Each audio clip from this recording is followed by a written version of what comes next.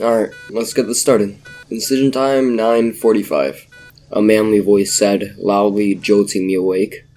I felt groggy and my eyes were kept shut by tape covering my eyelids. I tried to call out for help, but quickly realized I couldn't form any words nor move a single muscle.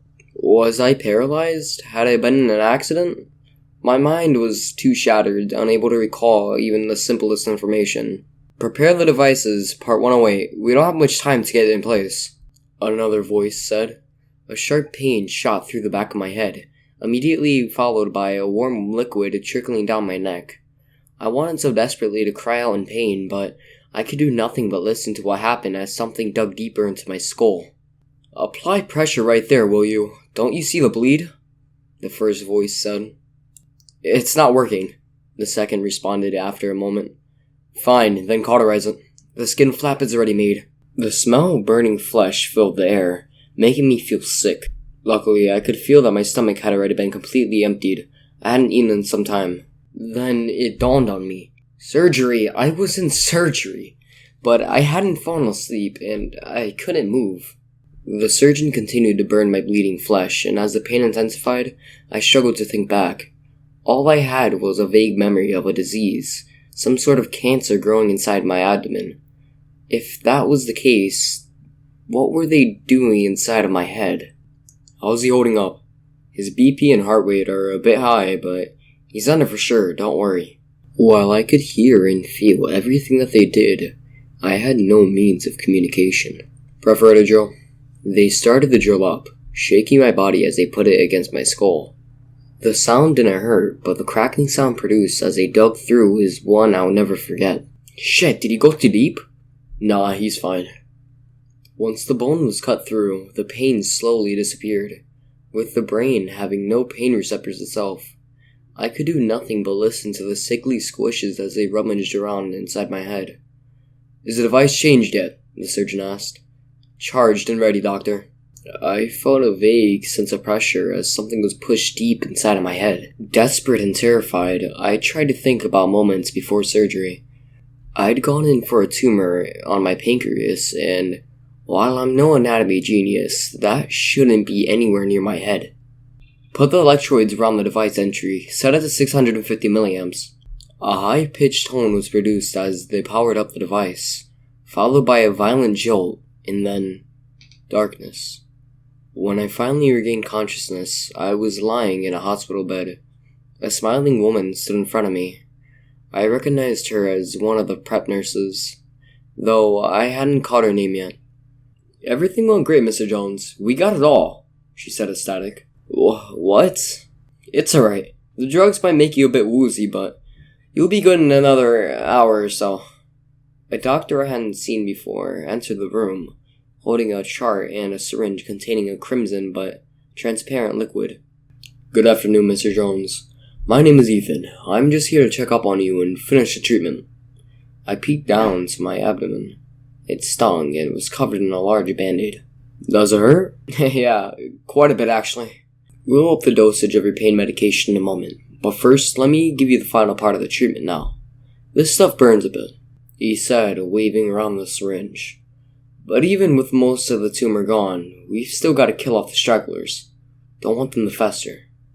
As he prepared to inject me with the contents of the syringe, my mind started to clear. The memory of the surgery returned with a blast, and I violently retracted in bed, ripping the IV line out of me. You drilled into my head. What are you talking about? Ethan said, visibly confused. I woke up during surgery. I heard everything the surgeon said, and they put something inside of my head. Ethan nodded his head in understanding. Mr. Jones, it's fairly normal to experience vivid dreams while under. Some even feel like they're floating around the room watching the surgery. Some just have weird dreams. It's perfectly normal to mix up fantasy with reality. No, it wasn't a dream. I even felt it, I argued as I reached for the back of my head. There was no wound, hair still intact, and no sign of any sutures. As I said, perfectly normal. I calmed down a bit due to his explanation and let him reset the IV and finish the injection. It burned as the liquid entered my veins, searing up my arm and neck. I felt lightheaded. All done, Ethan said, smiling. You should rest now.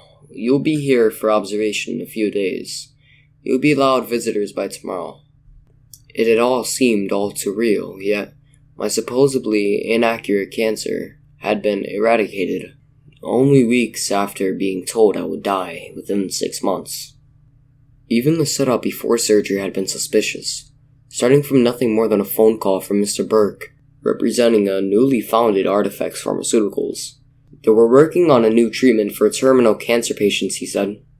He told me that I'd fit the criteria for treatment, free of charge, seeing as it wasn't FDA approved yet. We set up a quick meet and he explained the procedure, which would combine surgery and their new chemotherapeutic drug. At the time, my choices were either to die slowly and painfully from cancer or to die quickly on the operating table.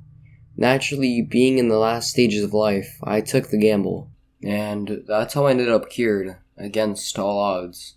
The next week came and went. I was discharged with a bottle of pain medication to keep me going while I healed, yet I just couldn't shake the horrifying nightmare from the day of the surgery. Out of curiosity, I looked through the papers I'd been given by the company, surprised to find that nowhere in the 50-page long document did they ever mention the name Artifacts Pharmaceuticals nor the name of the employee. I tried to call the number they'd given me, but I continuously returned a busy signal. Confused and haunted by the nightmare, I could do nothing but rest and hope they'd call me back for a checkup. I needed answers. Time went on, and after a month in recovery, which I spent mostly catching up on my favorite TV shows, I was ready to return to work. First order of business was a meeting with my boss, Daniel Harrison. He'd always been good to me and allowed me all the time off I needed while going through the treatment. While it wasn't an amazingly paying job, I was happy to be there. "Benjamin, great to have you back!" He basically shouted while embracing me in a rough hug. We then returned to more professional means of greeting each other, and shook hands and went on to talk about my future in the company. I sat myself down at the front of the desk when I started to hear it.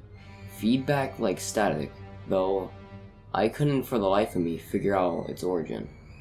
It was just vague, but barely audible at first. I tried to ignore it, but Harrison immediately noticed something was off.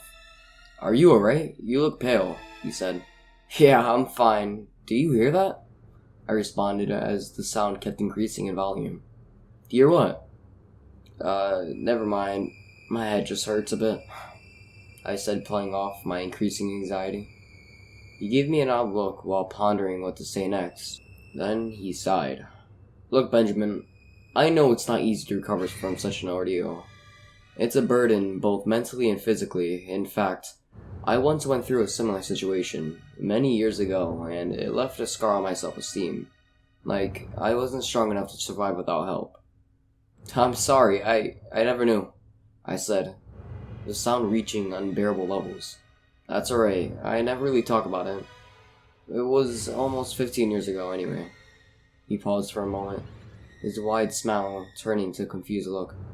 "It was odd though. Thinking back, I was supposed to be a terminal case. They told me I was a goner, but within a year, out of the blue, some guy just showed up at my doorstep, proposing a miracle cure."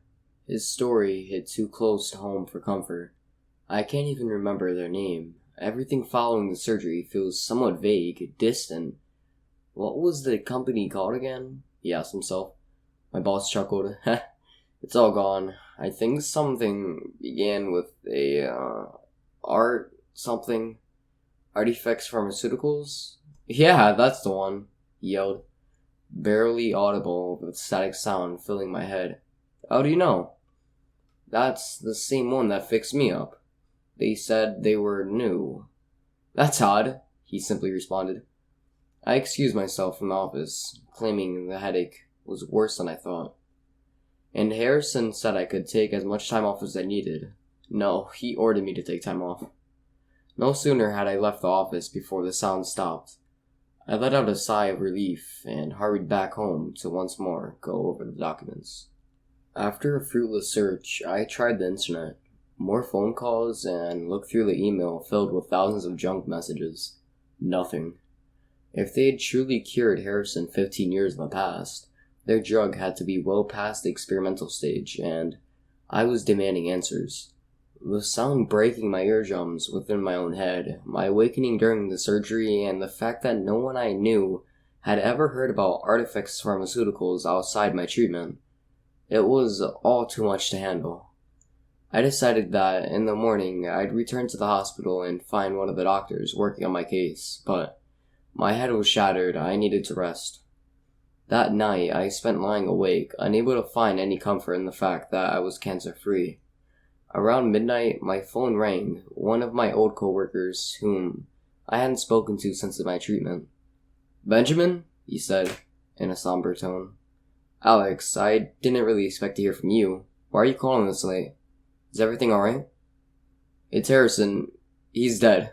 "Dead? When? How?" Apparently, Harrison had suffered from a brain hemorrhage from an undiagnosed brain aneurysm. Not long after that, I left the day before. Just like that, he was gone. Morning rolled around, and without a lick of sleep, I headed for the hospital. I asked the receptionist to speak to any representatives of Artifex Pharmaceutical. She claimed she'd never heard of such a company, and then when I asked for one of the doctors, I realized I couldn't exactly remember their full names, so I asked if anyone in the surgical department was named Ethan. After doing a quick search on the computer, she simply shook her head. Defeated, I left without answers. I continued the fruitless internet search for a couple of weeks, but work quickly occupied most of my time. It was a dreadful place in the wake of Harrison's death. New management took over, and I had started moving on with life. After half a year, I started to settle down in my life, free from disease, but with an additional few pounds gained from my recovery.